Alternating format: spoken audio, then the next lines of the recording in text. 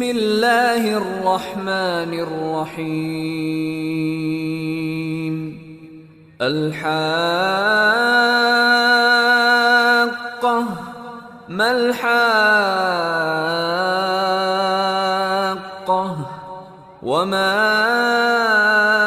أدراك ما الحاقة كذبت ثمود وعاد بالقارعة فأما ثمود فأهلكوا بالطاغية وأما عاد فأهلكوا بريح صرصر عاتية سخرها عليهم 7 ليال و8 أيام حسوما فترى القوم فيها صرعى كأنهم أعجاز نخل خاوية فهل ترى لهم من باقية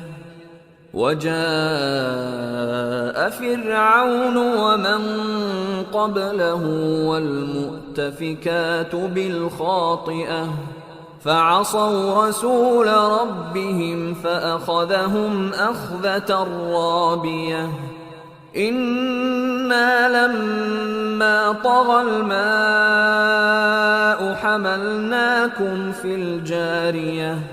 لنجعلها لكم تذكرة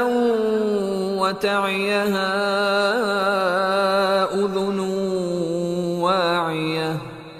فإذا نفخ في الصور نفخة واحدة وحملت الأرض والجبال فدكتا دكة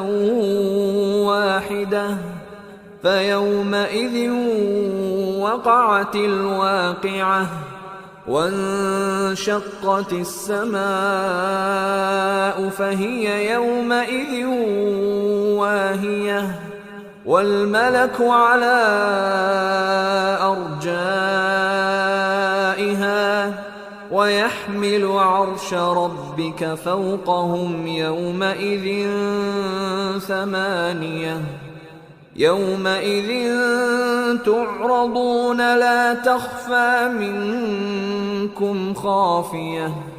فأما من أوتي كتابه بيمينه فيقول هاؤم اقرءوا كتابيه إني ظننت أني ملاق حسابيه فهو في عيشة راضية في جنة عالية قطوفها دانية كلوا واشربوا هنيئا بما أسلفتم في الأيام الخالية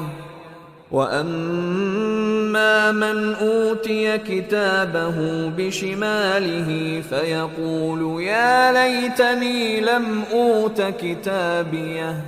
ولم أدر ما حسابيه يا ليتها كانت القاضية ما أغنى عني ماليه هلك عني سلطانيه خذوه فغلوه ثم الجحيم صلوه ثم في سلسلة ذرعها 70 ذراعا فاسلكوه إنه كان لا يؤمن بالله العظيم ولا يحض على طعام المسكين فليس له اليوم هاهنا حميم ولا طعام إلا من غسلين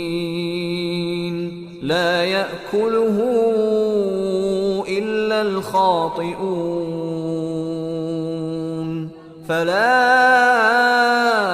أقسم بما تبصرون وما لا تبصرون إنه لقول رسول كريم وما هو بقول شاعر قليلا ما تؤمنون ولا بقول كاهن قليلا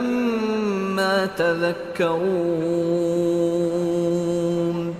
تنزيل من رب العالمين ولو تقول علينا بعض الأقاويل لأخذنا منه باليمين ثم لقطعنا منه الوتين فما منكم من أحد عنه حاجزين وإنه لتذكرة للمتقين وإنا لنعلم أن منكم مكذبين وإنه لحسرة على الكافرين وإنه لحق اليقين فسبح باسم ربك العظيم